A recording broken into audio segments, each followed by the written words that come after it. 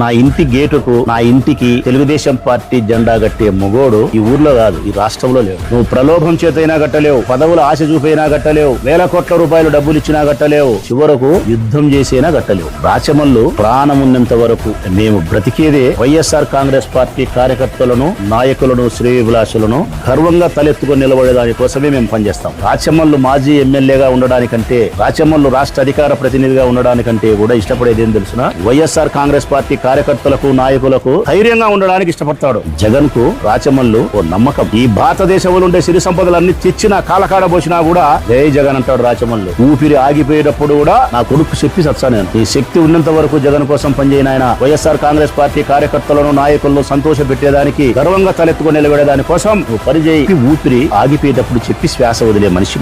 ఇది నమ్మకం. మీరు తెలుసుకోవాల్సింది ఏంటంటే కనుక ఇట్లాంటి మనుషులు జగన్ కు అనామంది ఉండారు.